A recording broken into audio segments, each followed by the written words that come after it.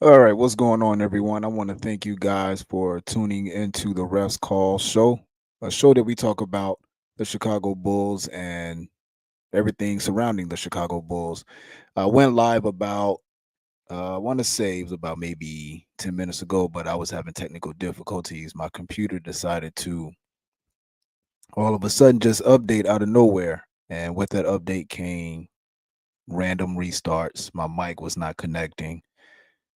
It was a mess. So I had originally planned to go live at 6:45, but hey, we're here now. We are here, and we're here to talk about the Chicago Bulls and see what they got going on. As you guys can see, I'm in a different setting. Normally, I'm downstairs, but I am in the process of getting my other room together. I'm just going to have a different layout. It's going to have some, things on the wall, Bears gear, Bulls gear. So I'm in the process of getting that together. So for the time being, we're here in my other bedroom, which I kind of use for my gaming and my closet, as you guys can see behind me and all of that. All right. So it's been a while. That while has been about 2 weeks since I've been on, but we back. We're back, and here we're here to talk about the Chicago Bulls. All right, but I kind of want to start the show off with giving you guys a quick rundown. All right, so in the past 2 weeks, my wife she did a performance for the Virginia Derby, and it was a historical moment for the state because it was the first time that the state was allowed to have the Virginia Derby was being used as a prep race for the Kentucky Derby. So it was a big deal for the state. We had all types of politicians there. We had mayors there. We had the governor there. And my wife and I, we got to meet him and we had a great conversation with him. We even got a picture with him. I'm going to show that to you guys right about now. The mayor of Virginia is Governor Youngkin. He's a very tall man. He's about 6'5", 6'6". I'm going to put myself to the bottom here and I'm gonna show it. So as you guys can see, I'm about 6 foot tall, right? Mayor Youngkin is 6'5", 6'6", easy. That is his wife to the far left, and that is my wife in the blue outfit that you guys see. It was a great time. First time being in an event like that before. They put us in. They put us in, the top restaurant, and we got to hang out with other horse owners and other politicians, and it was really cool, man. It was really, really cool. And my wife got to sing for the governor and the first lady of Virginia, so that was a great time. All right. We have some other events coming up for her, but I'll announce those when we get closer to it. Okay. So aside from that, as you guys know, the basketball season is over with, and so now me. I am just in the process of getting ready for college camps. I have one coming up in about a month from now. And we have another one that I'm thinking about going to, but these college camps are not cheap. All right. In order for you to move up into collegiate basketball, you have to go to these camps, ACC, SEC, other different conferences. You have the smaller conferences like the MEAC, the SWAC, the CIAA, and everything, things of that nature, right? The A10, CAA, all of that. But how it works is you go to these camps and you ref the games and they evaluate you. And if you are good enough, then they pick you up. But if not, it's a good tool for networking, right? Only thing that comes with that is these camps on the low end they start off about $400, then they go up to $1,000. So you got to have the bread, to it takes money to make money, right? So that's what we're in the process of now, getting ready for that. So aside from that, I also want to give a shout out to this is kind of a sad story here, Mr. George Bell. He was the tallest man in America. George Bell. He was 7'8". Like this is a picture that I took of him back in 2011. He was a native of Norfolk, Virginia, as you guys can see. That man was really tall. I mean, extremely tall. And I had just graduated high school when I took this picture. And he was a Harlem Globetrotter. He was a native of Norfolk, Virginia. As I said, he worked on the police department and he passed away, I want to say at the age of 67 or 68. So we want to give a shout out to Mr. George Bell. George Bell, no relation. His name is Bell, but I have no relation with him, right?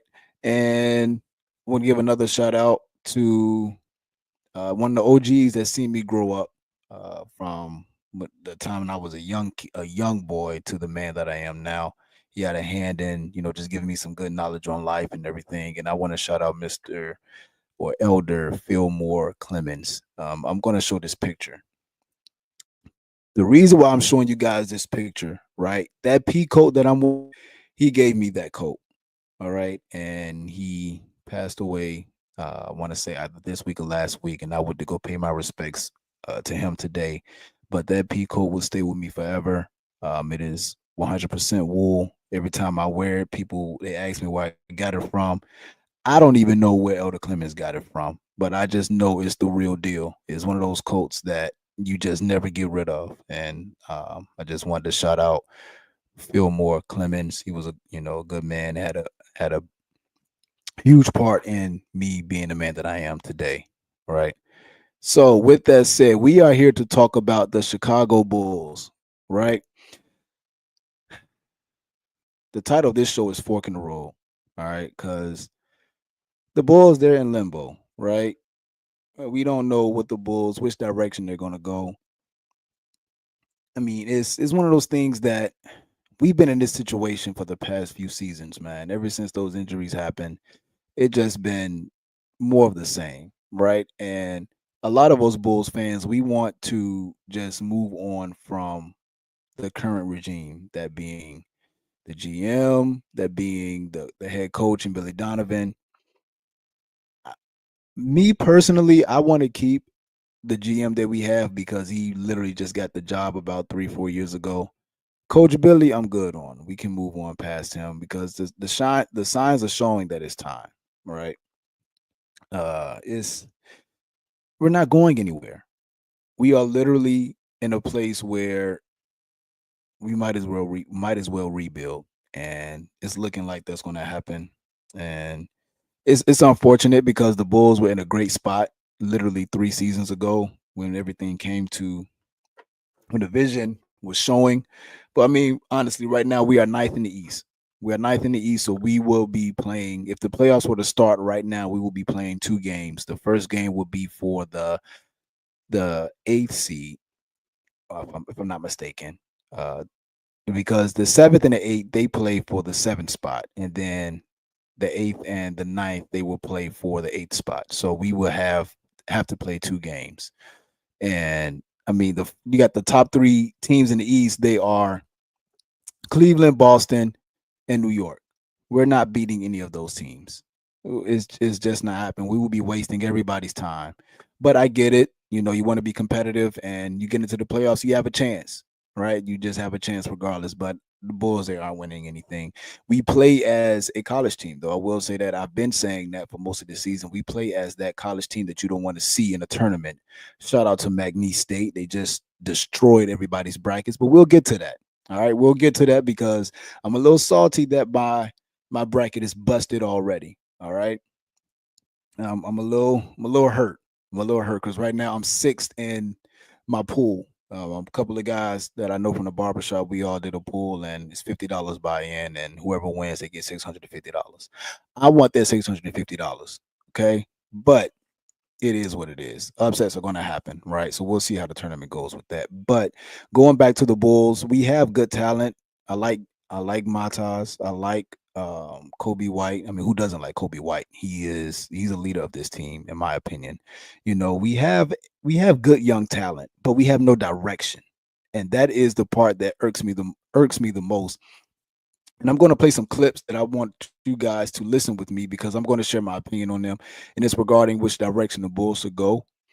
So first, we're going to talk about how Billy Donovan and his vision with developing talent, because a lot of people don't think that he does a good job at developing talent. I think he does a good job at that. I think that's one of the things that made him excel on the collegiate level. I've always said that Billy Donovan is a collegiate coach. Is he a good NBA coach? For sure. He has been to the finals before with the Oklahoma City Thunder when they played the Miami Heat in the finals. Unfortunately, they lost, but he did a great job at rallying that young talent. Like I said, they didn't win it all, but I mean, you were going against prime LeBron with Miami Heat. Nobody was beating those guys. I mean, it was nobody was beating them, right? It is what it is with that. But I'm going to play this clip for you, and let me make sure I get the name right because I want to give a shout out to the person that I got this clip from. Let's see here. What is his name? What is his name? This came from Drew Stevens. All right. So on Twitter, he's covering the Chicago Bulls for It's the Bigs. Drew_H_Stevens. All right. We're going to play this clip, and it talks about Billy Donovan developing Matas Buzelis and how Matas had to really hone in on being a pro and what it takes to take care of your body and be ready for action. All right. So I'm going to play this clip for you. Well, I think that there's got to be a partnership there. I think every NBA team and every NBA organization has resources for these guys to grow and develop.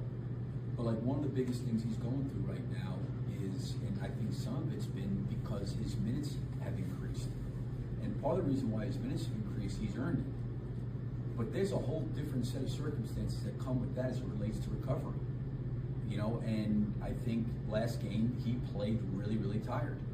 And he's got to do different things. Like that's part of his development. So, if you've got a player that's not necessarily taking care of themselves, and I'm not saying he's not taking care of himself, I'm going to say it like that, but like, is he eating well? Is he hydrating well? Is he getting good rest? Is he getting good sleep? You can maybe get away with that playing 10 minutes a game. But when you all of a sudden start playing 26, 28, 30, 32 minutes a night and on a regular basis, there's a toll it takes on your body. And he's got to learn how to manage that and deal with that, because if you have all those resources that are in place and you have a player that's not physically able to go out there and take advantage of them, then there's not a real great partnership there. But this is part of the growth development for all these guys. I mean, I mentioned the story, Patrick's, rookie year, the guy's eating, 2 chicken parmesans like 45 minutes before the game. I'm like, you can't do that. Like, these are just like, I don't think people see it. They just watch the game and look at how many points he's scoring or dunks he's got or how many minutes he plays, and therefore he's developing.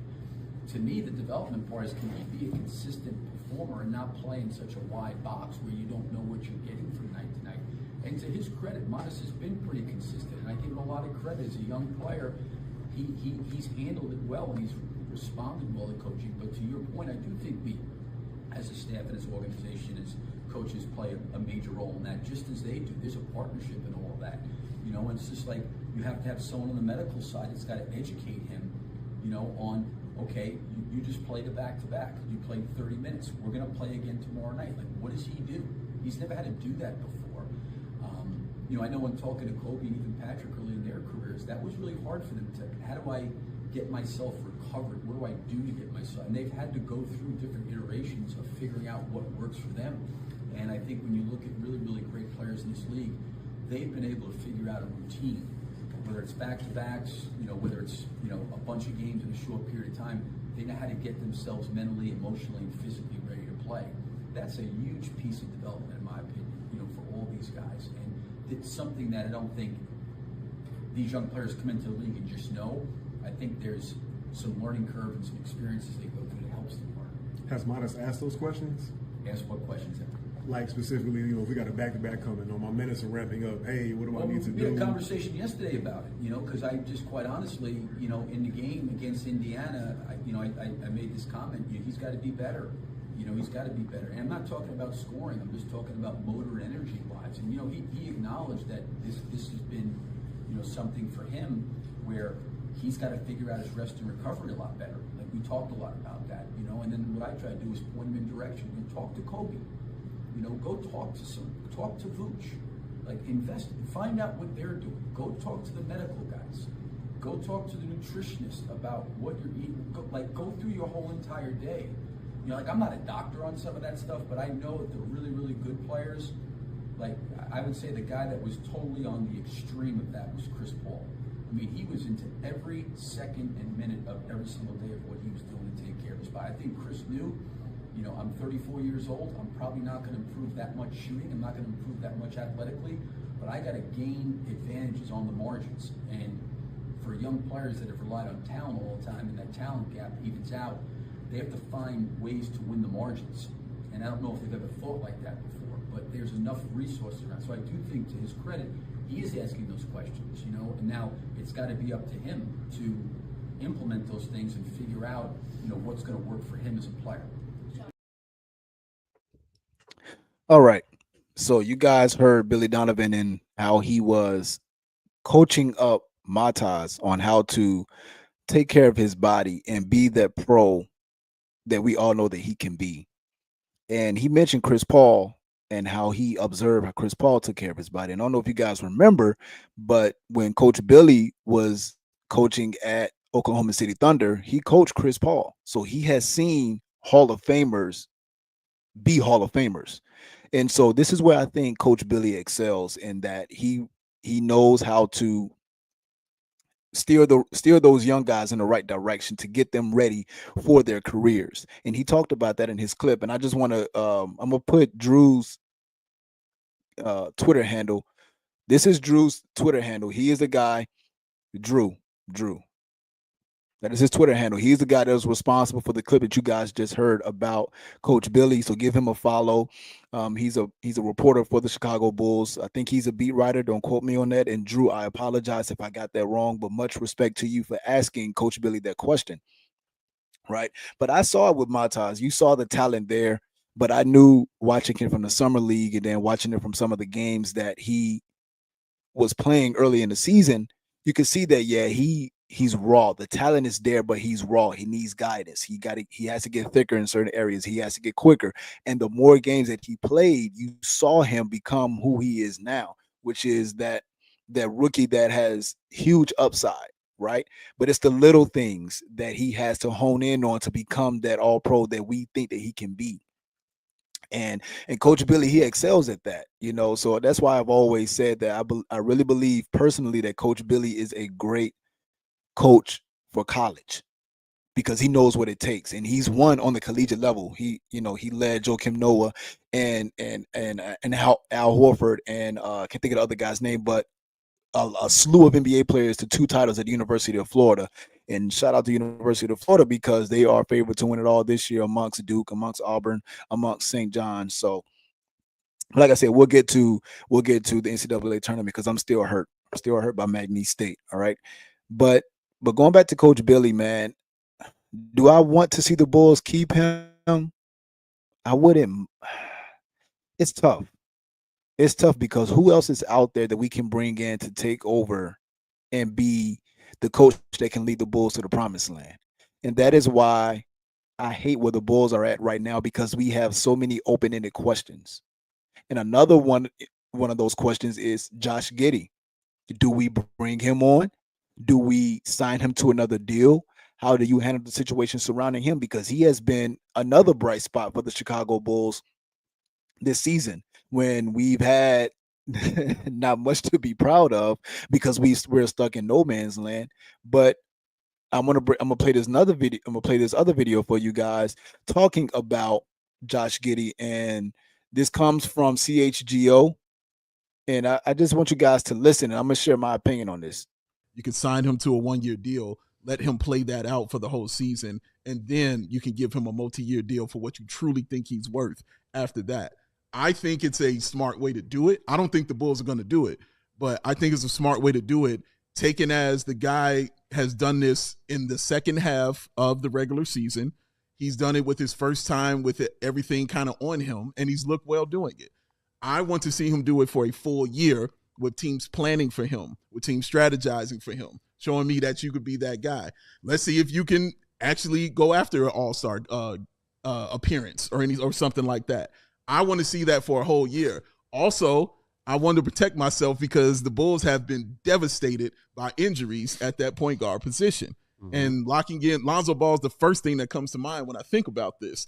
Giddey came in with an ankle injury, and I want to make sure that that's okay too. So that is Ball Sports from CHGO Bulls. I want to give a shout out to CHGO and also to Ball Sports. Go follow Ball Sports on Twitter. He was the one that is responsible for the video that you guys just heard. And I get the premise of what he was saying about Josh Giddey. Me personally, I think the Bulls should re-sign him. But again, we got too many guards. We got Ayo, we have Lonzo, we have Kobe. Now you add in Giddy into the mix. So who is your starting point guard, right? It was Lonzo before the injuries, but now that he has that injury, now he has recovered and he's playing, thankfully. It leaves a it leaves another question mark because what do? We have Kobe White. Kobe White is a scoring guard. He is a scoring point guard. He's not a floor general like Lonzo is, right? And then you add in Io. Io is a combo of the two. He can be the person that you need to run the offense, but he can also score. He doesn't score in a high fashion as Kobe, but on a fast break, he's one of the best, right? But being that true point guard, can he really play that role? Not saying that he can't, but the question is there, right? And then you add in Giddy. Giddy does it all. Triple doubles. You know what I'm saying? I mean, everything that you want in a point guard, he does it. And he has good size on him. He's not that he's okay defensively. He's not a defensive, specialist, anything like that. But he's competent, right? So do you go with Giddy and Io and Kobe and Lonzo? How what do you do? It's too many questions with that. But going back to Ball Sports' point, I disagree with giving him a prove it deal. That works in the NFL, but for the NBA and what he's been putting out, nah, he's not going to want that because the market is not going to allow him to want that. The market is going to offer him a multi-year contract, and he's worth it. He's well worth it because he has shown what he can do when he's not injured. When he's on the floor, he's shown how impactful he can be. But again, the Bulls have put themselves in a situation to where we don't know what we're gonna do. We just don't know. It's too many questions that come with it, man.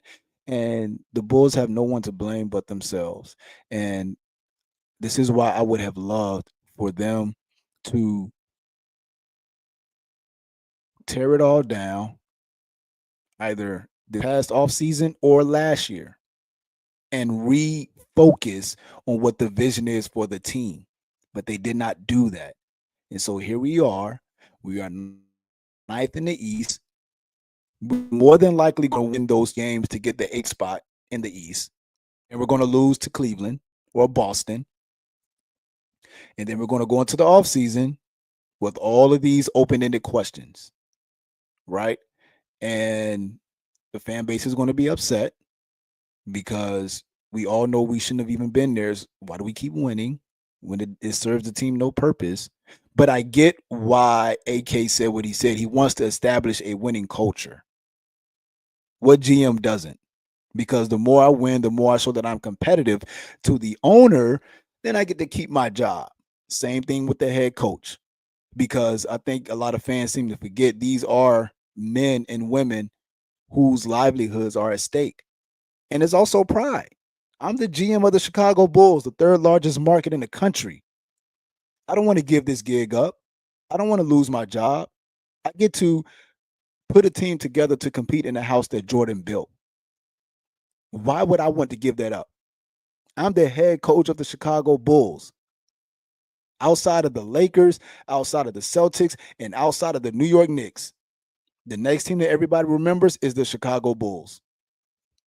And I'm the head coach.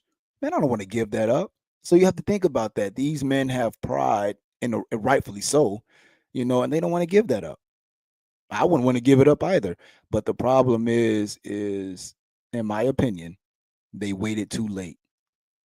They waited too late. And also, what is the vision of the owner? Because a lot of people think that Jerry Reinsdorf, he is okay with the status quo. A lot of people think that Jerry Reinsdorf is okay with being mediocre because he knows that the United Center, the fans, we're going to be top 10, if not top 5 in ticket sales. To be top 5, 10 sold out arenas. We're going to be top 5, top 10 merchandise sold. The brand of the Chicago Bulls is international. So what goes through Jerry's mind? when he sees the product that hits the hardwood night in and night out during the season. The last time we were truly competitive, a serious threat, was the Derrick Rose's years, right? So, said the Bulls are at a fork in the road, and I use that term in a sarcastic way because what do we do? What do we do, man? And the Bulls, they play tonight, actually. I was just looking at our schedule. Let's see here. 'Cause I think the game comes on at 8 or 9. I can't remember. Let's see here. We play the Sacramento Kings at 10 o'clock.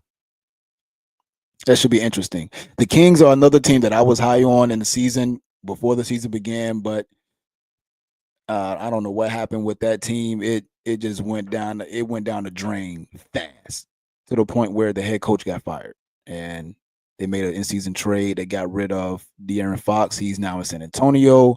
They brought in DeMar DeRozan. They brought in Zach LaVine. They're another team that seems to always be at what do we do, right? So it would not surprise me if Zach LaVine goes off for 40 points tonight. It would not surprise me to kind of make it, leave an exclamation on his prior team. Uh, it hurts because we don't have we don't have a vision. Where the Bulls are literally a stick in the mud. So I mean, it's a game's like it's like yeah, we win, cool. If we lose, I expected us to lose, right? So it would not surprise me if the Bulls win tonight though, because they are in the same. The Kings and the Bulls are in the same position, right? Let me look at the standings real quick. So the Bulls are ninth in the East. The Kings are ninth in the West. Yeah, we're not. It's a It's one of those type of games. All right. So that covers it for the Chicago Bulls. Fork in the road. What do we do? Open-ended questions. I like Coach Billy, but I would not mind to see us move on to another head coach. Who is out there though that can really bring the Bulls? I don't know. I don't know. But I do have a guy, and I talked about this with my boy Julius. Shout out to my boy Julius on Ray's Jew Joint Network. Him and Elise and Isaiah, they do a fantastic show covering the Chicago Bulls. So make sure you tune in to them. But me and Julius was talking before, man, and even I was talking about this with my guy. Shout out to Brandon Crawford. He used to write for the Bulls for Sports Nation. We did a show earlier. It was last year. I'm having back on the show soon. But I said I would love for us to go get Mark Jackson. I will. Bulls family, listen to me. I don't know who needs to get into Jerry Reinsdorf's ear, AK's ear, what have you. I understand there is a stigma against Mark Jackson. I understand that he has been blackballed from the league for things that I don't know, things that I have information about. I've heard different stories, but the man is responsible for the Golden State Warriors dynasty, the most recent dynasty in the NBA. Okay. I wanted us to go get Ime Udoka before he got signed to Houston. When he was a free agent for that short period of time, I wanted the Bulls to pull the trigger on Coach Billy. All right. I wanted us to pull the trigger on Coach Billy and go get Ime Udoka because the same way that Mark Jackson can cultivate young talent, the same way that Brad Stevens can do it, was the same way that Ime Udoka can.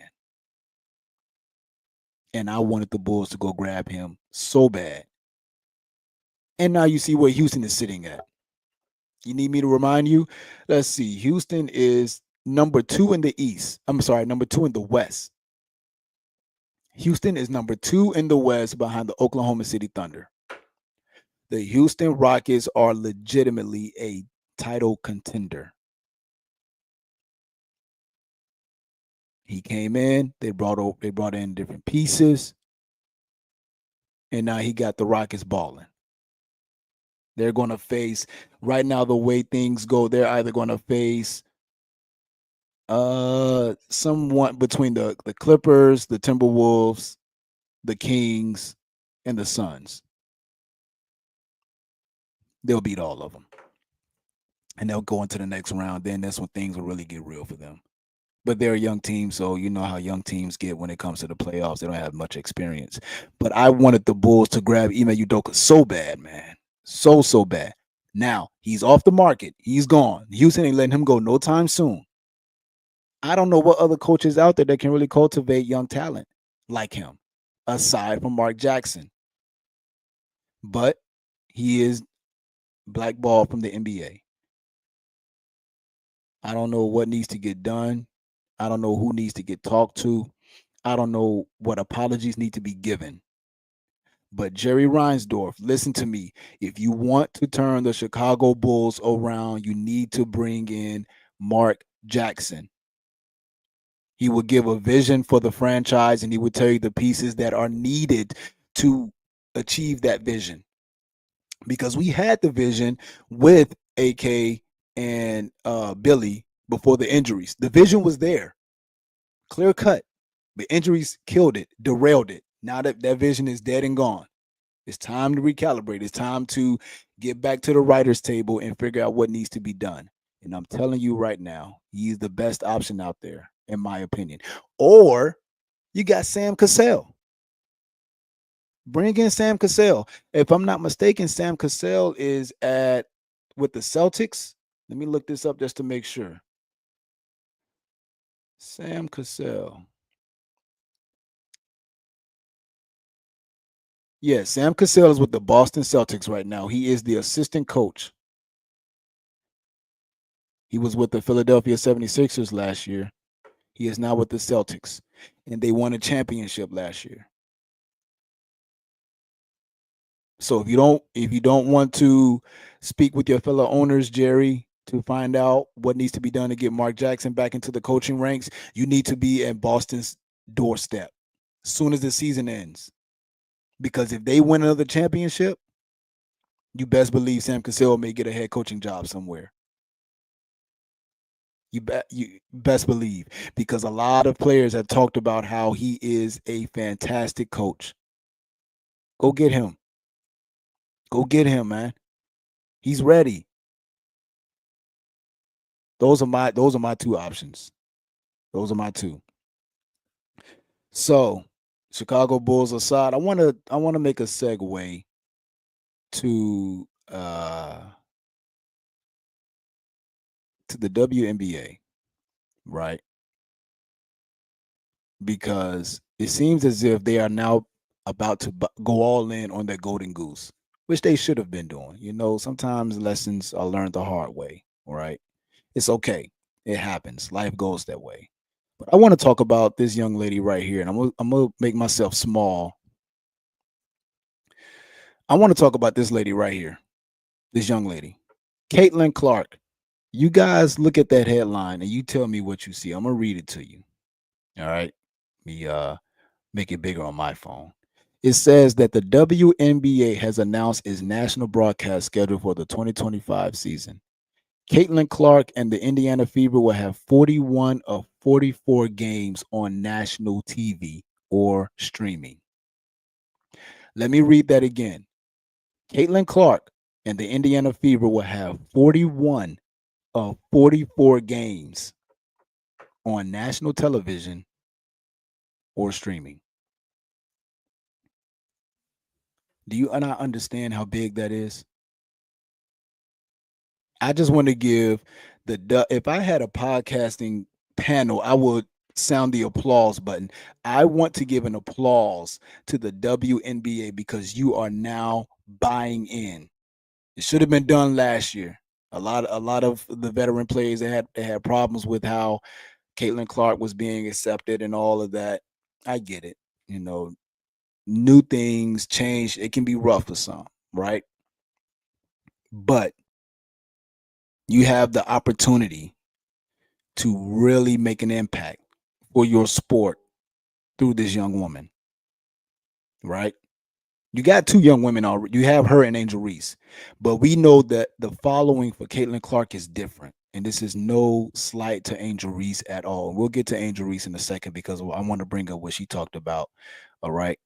But going back to Caitlin Clark, she was already a global star in college, right?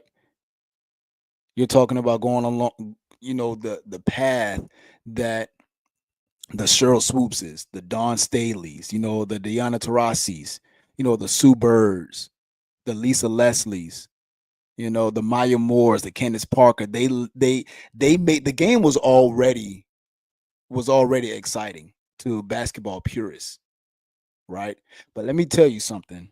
As a guy that referees basketball on a varsity level,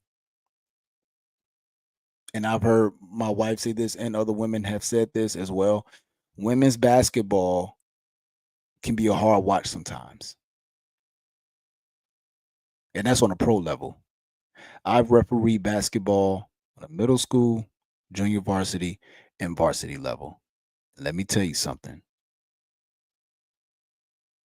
On the middle school level, it can be interesting because basketball between from middle school to junior varsity, it's an enigma.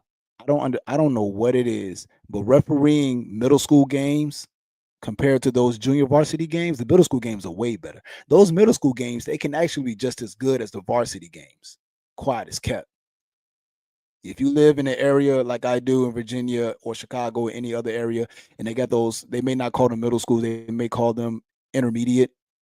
But if you get the chance next season, when it kicks off, you need to take yourself to some middle school games. The players they play better. The coaching is better. The overall environment is better. I don't know what happens from middle school or intermediate school to the junior varsity level, but it seems as if there something happens where it disconnects and the product goes down, right? It was just a sidebar. But I will say, going back to women's basketball, refereeing basketball on the developmental level like I have, the girls' product compared to the boys, it can be rough. It can be very rough. And when I say rough, I mean it can be a rough watch. It can be a hard game to referee because girls they're not as athletic as the boys, so it's not as exciting. The game is slower. That's why when it comes to refereeing, if you don't have a woman referee, you have a male referee, but that male may be older and may have a beer belly or a little gut. You know what I'm saying? He got a little weight on him, but they can keep up with those girls. So that's why you may see a lot of older guys referee girls basketball on the high school or middle school level. It's because of that. It's easier for them to keep up with them. Not saying that they aren't good at basketball to the point where they can't referee men's. That's not what I'm saying at all. They can. It's just physically is more is is more taxing on their body, so they go to the girls' side. But yeah, it can be a rough watch. It can be a hard game to referee. All right. And so you take that and you get to the collegiate level. Now, women's college basketball is fire. No slouch at all. It's fire, man. It is fire. I'm 32, so I grew up with the Maya Moores, and I grew up with the Candace Parkers, and I grew up with the Skylar Diggins, and so many other fantastic women basketball players on the Division One level. So they made women's basketball has always been exciting on the collegiate level, right? But then you again comparing it, like I said, from the middle school to the junior varsity level, you take women's basketball in college into the pros, there's like a disconnect. It's like something, it doesn't get as exciting as women's college basketball, right? Now, I'm not saying that the WNBA has not always been exciting because it has, but there is a difference, right? I've seen it up close and personal. Um, but you see that there was a period recently where it was kind of on the, eh, it was like, yeah, we know about the WNBA, but that's why you saw the NBA trying to promote it more because they want people to really like these women can really play. They can hoop. So, I'm not saying the women are trash because they are not. I'm not saying that at all. Those shorties can hoop. I mean, hoop, right? And but it's just not as exciting as the NBA. But that's throughout women's sports. When it comes to basketball, it's just not as exciting as men because women they can't run down the court at 30, 40 miles an hour. They can't jump with a 46-inch vert. They can't do it between the legs dunk. They can't come down the paint and literally dunk on a 7-footer. They're not doing that, right? So the game is slower, it's more rugged, it's more fundamental based, right? So you have the WNBA really buying. You have this young lady and Caitlin Clark who can shoot the lights out, and it captivated so many people while she was in college, and she comes into the pros, and you have a lot of women who are pioneers of the sport, who are active in the sport in the league. You see them kind of give her the cold shoulders. Like, you really didn't. Are you buying in? Do you not see where she can take this league? Same thing with Angel Reese. Angel Reese is exciting. She has a different audience than Caitlin Clark, but there's like a it's like a yin and a yang between them two, right? So instead of trying to draw, this is why I hate it. This is why I hate it.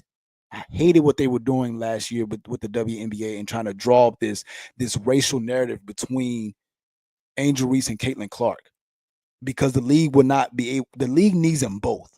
It needs them both, right? This is literally the WNBA's Magic Johnson and Larry Bird right now. Okay. So I hated the discourse that happened when it came to, oh, how is she being covered compared to how she being covered, or how is she being respected versus stop. WNBA, they're doing it right. They're putting Caitlin Clark on TV. Like, yo, we hear you. All right. We see Caitlin Clark is big money. It's big money for the WNBA, right? And they're going all in, as they should, because you want to see the WNBA, you know, be productive. You want to see them be, what's the word, profitable, right? Which leads me to my next point, in which I brought up Angel Reese. Like I said, the yin and the yang. So Angel Reese, she made this comment about sitting out, and I'm gonna play the clip. All right, I'm getting better at this podcasting thing. All right, you got to crawl before you walk. All right, I still got some lagging issues. I'm gonna find out what's causing that. I'm gonna find out, and when I do, you better watch out. All right, like I said, I'm getting my other room together. I'm in my other room where I keep all of my stuff. I got the official basketball right here. I got a plaque with me and my dad. We coached together. We won a city championship. So, and I got the clothes in my closet hanging up. Like I said, this is the room where I come in and do my gaming, and I do my reading and all of that, right? So I don't really care about this room. The other room is what I'm preparing for. It's going to be a legit production room. You're going to have stuff on the wall and all of that, right?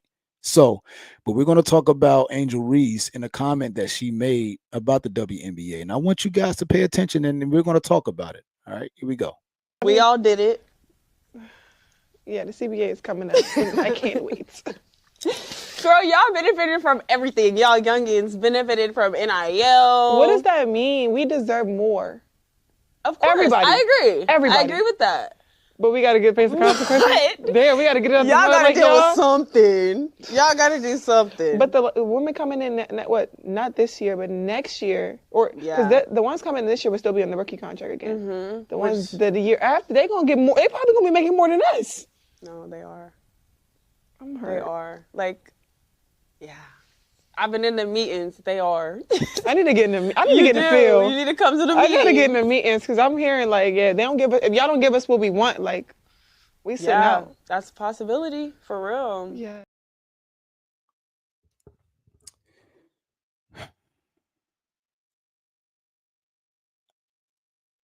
Trying to get my words together because I don't want to come off as someone who is tone deaf, right? But I understand what Angel Reese was saying. That they want more money, right? The issue is the league profitable? If the league is profitable, then we have no problem giving the players more money.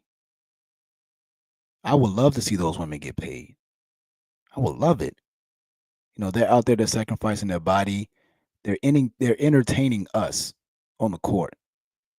You're talking about the best women ballers in the country, right? You see the league being the NBA put in so much money to promote it.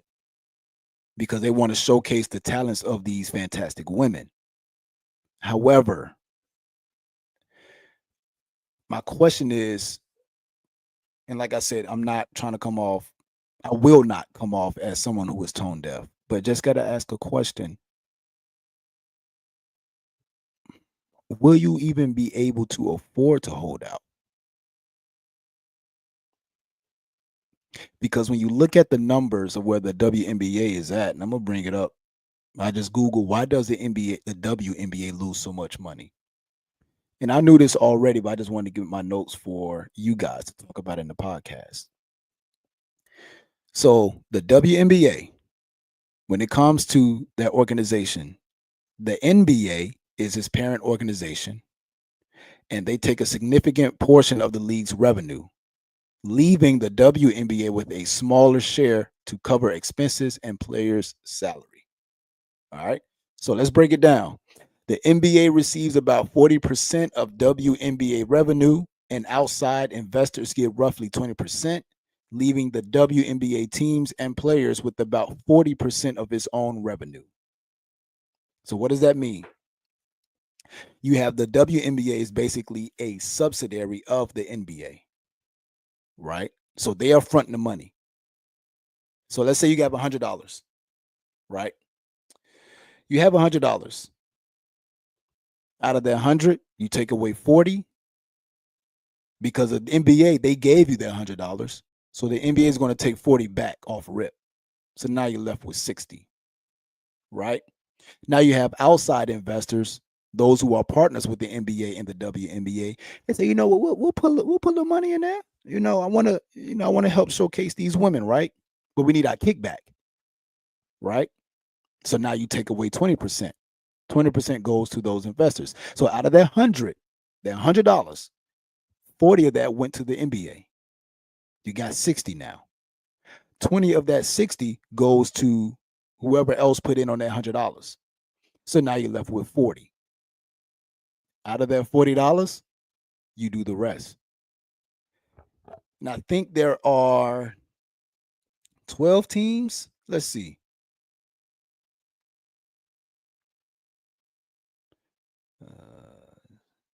There are, as of March 19th, 2025, there are 13 teams with the WNBA, and that is including the newly announced Golden State Valkyries. And they plan to expand to 15 teams in 2026. And those two franchises will be in Toronto and Portland. So, to go back over it again, the WNBA is a subsidiary of the NBA, meaning the NBA is footing the bill. They give you $100, they want 40 back. And then outside of that 60, which is left, you got to give 20 of that to outside investors because they want their kickback. They may break even. And then you have the remaining $40 that's going to go to the teams and the players. So that is why those players' salaries are low six figures as they are. The WNBA is not bringing in enough money. And this is why I brought up about refereeing girls basketball on the developmental level, middle school, junior varsity, and varsity, compared to boys. My wife has even said it. My she loves basketball. She watches basketball with me all the time. She goes to my games. She be educating the parents because I'm educating her on the rules as a referee. So she knows the game more than most women who are not ballers or coaches, mind you. But she has even said it.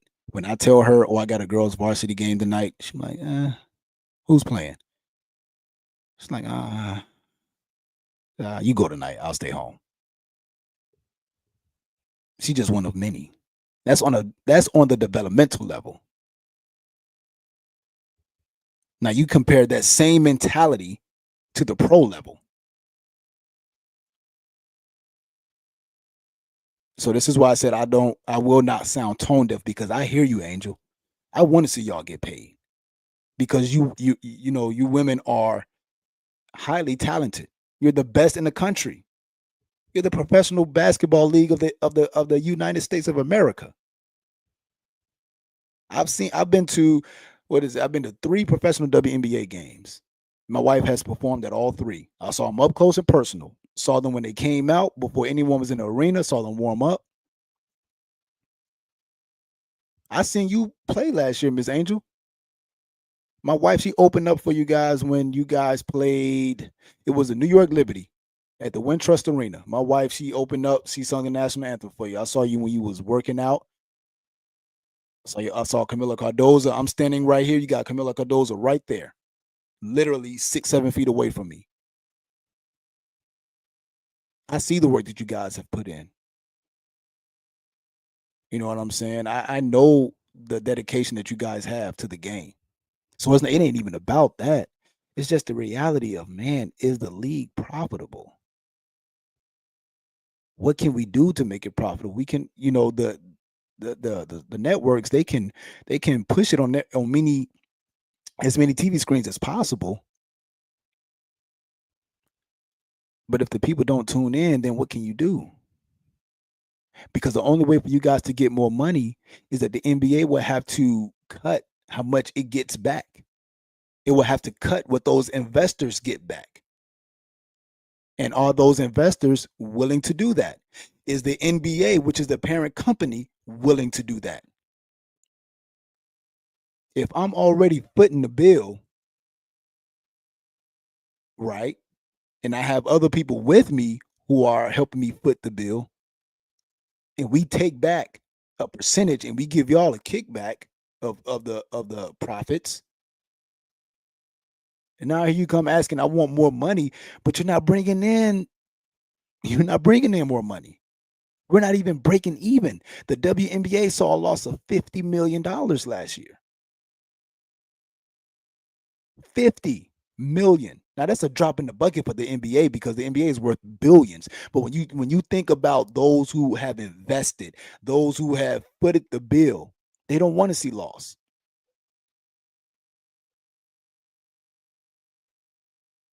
On an annual basis, especially to where the NBA has grown now. I mean, when Magic and Bird came onto the scene, that sparked everything. And then in the 90s, you had Michael Jordan take the league to a level it never even thought of. And then after Jordan, you bring in Kobe, and then LeBron, Tim Duncan, and the Spurs with those international players. The game went international then. It was already international in the 90s, but in the 2000s and 2010s, you really saw the international game really take place. And then you bring in Steph Curry he revolutionized the game with a 3-point shot, him and Klay Thompson. Now, mind you, we already had 3-point shooters in Ray Allen, Peja Stojakovic. We already had shooters in Reggie Miller. The league had already seen 3-point shooters before. But Steph Curry was a different beast. Him and Klay Thompson, that was different. We never had someone that we could market off of this. That was their DNA, and they were winning. They were a dynasty. So, Angel Reese, I hear you. And other ladies that talk about the WNBA, like I said, I do not want to sound tone deaf at all, right? And I don't want to shortchange you guys at all because you women are highly talented, very talented, and beautiful. There's some fine women playing on the court. You know what I'm saying? I'm kind of jealous of these young guys, man. They growing up, they get to see these ladies, they balling with lashes and long hair and all of that. We didn't have that. Now, mind you, we still have some fine shorties, though. Shout out to Skylar Diggins and Candace Parker and Maya Moore. Shoot, I was in love with them ladies when I was watching them, in college and in the pros. But I got to see Candace Parker up front, up close and personal. It was her last year with the Chicago Sky, actually. It was the year after they won. The year after they won the title, I got to see her play up close and personal. Up close and personal was the first time my wife, she sung for the Chicago Sky. And seeing them, warm up and everything. And it was like, yeah, dog, I mean, I knew Shorty was beautiful, but she's naturally pretty. And then what's my girl that commentates the WNBA for ESPN? I cannot think of her name. Can I think of her name? Chinese. I think Chinese is her name. I think. I don't want to butcher your name. She fine too. All right. Shout out to you. But yeah, I don't see how those women will come out on the right side of history sitting out, because you're going to have to deal with those investors in the NBA when it comes to demanding more money. Now, the players in the NBA, they can do that because they split profits with the owners. They can do that. The reason why they can do that is because the NBA is a profitable monster. Monster. Now, the flip side of that is all these things with low management, players sitting out, trying to demand more money. The players are shooting themselves in the foot. So we'll see how it goes when it comes to negotiations along with the next CBA. Because the way they have been talking, it ain't looking too promising for the players at the negotiation table. But that's another talk for another day. But going back to the WNBA, man, we'll see what happens. It'll be interesting. Do I think they will hold out? I doubt it. I doubt it. But you never know. But if I was a betting man, I would bet that the players of the WNBA don't hold out, because they just don't have a dog in this fight. They don't. And it's not because people don't want to see them play. It's just not as profitable right now. And you have a golden goose in Caitlin Clark. Let me put this back. Let me put this back up on the screen for y'all. Let me put this back on the screen for y'all. The WNBA has announced its national broadcast schedule for the 2025 season. Caitlin Clark and the Indiana Fever all have 41 of 44 games on national TV or streaming. The WNBA, they know they got to go all in on Caitlin Clark. They got to. They have no choice but to. And like I said, her and Angel Reese, they are the Larry Bird and Magic Johnson for the WNBA right now. And so I would love to see them play off of that storyline, because it's already happening. There's a matchup between the Fever and the Chicago Sky in July that's going to be held at the United Center. It's not even going to be at Wintrust. Wintrust is not going to be able to hold all those fans, right? So those two are box office when they play against each other. I don't want to see them join up. Nobody wants to see that. You got to keep this rivalry going. And you're talking about the third largest market in the country in Chicago. So that's what Angel Reese can help out with the Chicago Sky and being impactful for the WNBA. Again, this is your Magic Johnson and your Larry Bird. Now, Indiana is not a large market. It's not. That's okay, because they got, again, Caitlin Clark, the most popular female basketball player in the country right now. So she'll make Indiana a profitable market. They ain't got to worry about that. All right. And then you have another superstar that's coming in Juju, who I can't wait to see on the pros. I just can't wait. I cannot wait for that. Right. So there is promise for the WNBA, but Miss Angel, I don't think holding out is a smart business move. But that's my opinion. All right. If you disagree, cool. It's all love, man. We're not going to always agree on everything. And I'm going to end the WNBA talk with this. My wife and I, we were contacted by the Chicago Sky. They want her back again. My wife and I, we're thinking about it. We're thinking about it. But the reason why we're thinking about it is because we are working on her single. We're working on her album as a whole right now. So that's kind of our main focus right now. So on top of other performances that we have lined up. Like I said, she just finished performing for the Virginia Derby, and now we're getting ready. There's a medical school that we have a relationship here with, one of the most prominent medical schools on the East Coast, Eastern Virginia Medical School. My wife has performed for them for the past 2 years, and they want her back for their commencement in the spring, which is in May. So this time it's at a bigger venue. and there's another school that is hosting it. So now my wife will be performing for two universities in one, and she's getting paid for it. All right. Never thought that someone singing the national anthem could be profitable, but anytime somebody is willing to pay you X amount of dollars for 90 seconds, you're doing pretty good. All right. So shout out to my wife for that. But I brought that up because, like I said, the Chicago Sky, they would love to have her back, and we're just debating right now because we have other things that we're focused on. So we'll see if we decide to do it. I'll let you guys know, and of course, I'll make an announcement as always. And I would love to meet you guys again. And so we'll see. We'll see. All right, I'm going to end this podcast. We are an hour in. I'm going to end this podcast with the NCAA tournament. My bracket is doggone McNeese State, man. Clemson, you had one job. You had one job, Clemson. All right. I'm in a pool, as I said in the beginning of the show. I'm in a pool where it's a $50 buy-in, and I want to say it's 12 of us, if I'm not mistaken. Make sure I get my math right.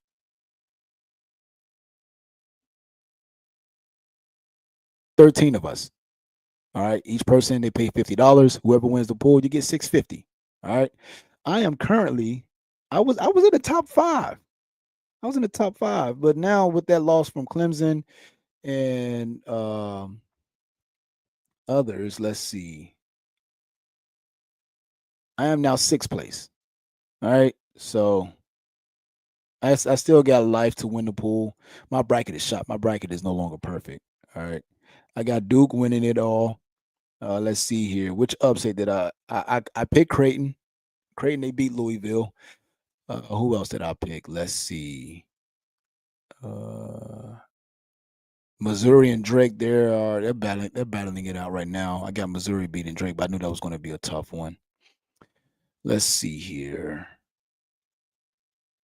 Hmm. I picked Gonzaga over Georgia. I kind of figured that was going to happen. I had picked High Point to beat Purdue. That was my upset. I thought I had correctly picked I knew there was going to be an upset the first round because there always is. It always is.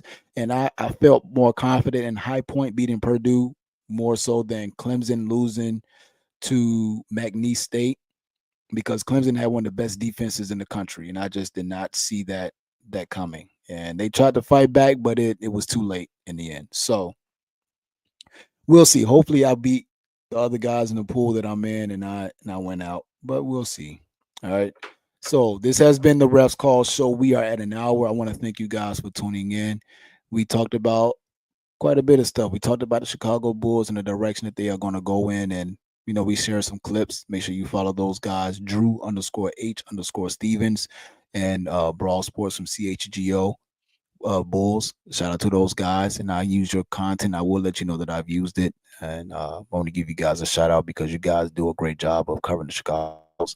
We talked about that. We talked about the Bulls possibly going after what's my man name? Sam Cassell from the Boston Celtics as our next head coach. If we were to move on from Coach Billy, we talked about even us trying to do whatever needs to be done to bring in Mark Jackson, which I highly doubt is going to happen, but we'll see. Do I think he'll ever get a coaching job again in the NBA? Doesn't look like it. Looks like the writing is on the wall. But Mark, if you see this video, I'm still praying for you, bro. I'm rooting for you because you are a fantastic basketball mind that needs to be on somebody's sideline. Bars.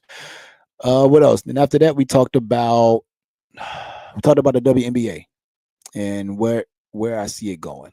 Right. So shout out to you guys. As always, I like to end this show on a positive note. So when we sung for the Virginia Derby this past weekend, and we're in, like I said, I'm gonna put the picture back up. All right, we're up there. Make myself small. We were at the Virginia Derby, and like I said, it was a fantastic event because this is the first time that the Virginia Derby was held as a prep race for the Kentucky Derby. So whoever won it they get a spot in the Kentucky Derby. And let me just remove this real quick, make myself big again. I did not know that there are two races at the Kentucky Derby. You have the Kentucky Oats and you have the Kentucky Derby. The Oaks is for the female horses, and the Derby is for the male horses. I did not know that. I learned that from one of the horse owners at the event. And put the picture back up here. So yeah, we were talking, and like I said, they had us in a restaurant. We meeting mayors, we're meeting other politicians and horse owners and investors. I mean, I found out a horse can go for as much as 500K. These are the type of people that we were dealing with that had serious bread, right? And so sitting there and just taking it all in, just enamored by the fact that we are literally in the place where we never thought we would be, right? And so there's this thing called the paddock at a race, and the paddock is where the horses go for preparation for the race, right? They, get whatever they do for the horses. I don't know. We got to see them up close and personal though. But whatever the jockeys do, the owners, whatever they do to get the horses ready, this is called the paddock, right?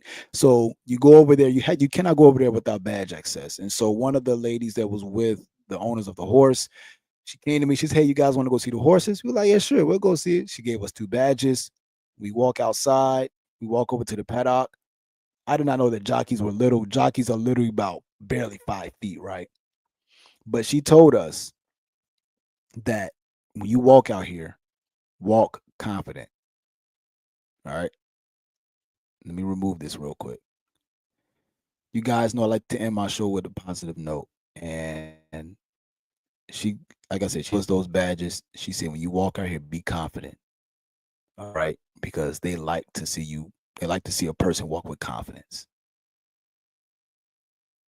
You ain't got no problem with that with me, because as a referee, you have to be confident, right? And being my wife's manager and all of that, I have to be confident. But seeing how these people move and how they carry themselves, it exudes confidence. It's like, yeah, we know why we're here. We're about business. All right. These are people that have horses that are worth $500,000. The lady we was talking with, the owner, was a Triple Crown. She owns a horse that won a Triple Crown. Shout out to Starlight Racing. That's who we were with. Look up Starlight Racing. That is who we were with. We were talking with someone that works on Starlight Racing. They have a Triple Crown horse winner. She gave us our paddock badge. She said, "Be confident." Man, we walk out there. We got the governor right here to my right. We got the mayor of Dumfries, Virginia, to our left. We got him and his wife and their son. You got a delegate from Virginia Beach who my wife went to school with that we didn't even know about. We met him, took pictures with him. The mood was just, it wasn't a pompous or an arrogant. It was just, you know why we here type of vibe. You feel me? And I'm gonna tell you where else I felt that vibe from was when we did business with the Washington Wizards. And it wasn't it was like this. All right, we're about business. All right, it's time to put on a show. I can't find the words to describe it, but walking backstage and I got TJ McConnell coming out of the locker room, talking with him, getting a picture with him. People who work for the Washington Wizards staff, entertainment team, and seeing what it takes. Talking with an executive from the Indiana Pacers. I mean, I'm in an elevator with an with an executive from the Indiana Pacers, and seeing how he carried himself. It exudes confidence. So my positive note to all of you guys tuning into the Refs Call show is be confident in what you do and how you walk, how you speak. But I'm gonna tell you what was interesting about these people being these horse owners and these athletes and these politicians. They knew what they were talking about too. They were knowledgeable. They were aware. Nothing was going to really get past them because they were already 2 steps ahead of you. Every move is calculated. They don't say they don't say like. They don't pause in their speech. They're very few times are they left speechless. They know how to control a conversation, right? So that's why when you hear me talk, you don't hear me say like, you don't hear me say you won't hear that. You may hear me pause because I'm trying to gather my words, but you will very rarely hear me say like this and like. Nah, these people, they did not talk like that. Like I said, they stood up straight. You know what I mean? They're even how they greeted you was confidence. It was as if they were controlling the room. I can't explain it. I can't explain it, man. But it was amazing being amongst those people in that arena. So my positive note to you guys is just be confident in everything that you do. Be confident in your speech, your posture. Know what you're talking about. But there was also a respect. They didn't know us, but they knew we were there for a reason. And then when they heard my wife sing, the respect grew. It was as if, like, man, shoot, I can't do what you do. Let me get to know you. Here's my card. Here's my number. We got to connect to someone who goes to the Kentucky Derby. She has been to the Kentucky Derby 12 times. We connected with her. There's a confidence that you got to have within yourself. So I'm going to end the refs call show on that note. Just be confident. I love you guys. I'll be back next week. I'm already working on next week's show. I have an idea already. So you guys be blessed. I'm gonna go ahead and watch some March Madness, and hopefully my bracket can get off of life support, and hopefully I win this pool because I get the $600. You feel me? And hopefully the Bulls win tonight when they play the Sacramento Kings. But with that, this is the Refs Call Show. I am out. You guys be blessed. Have a great weekend, and I'll see you guys next week.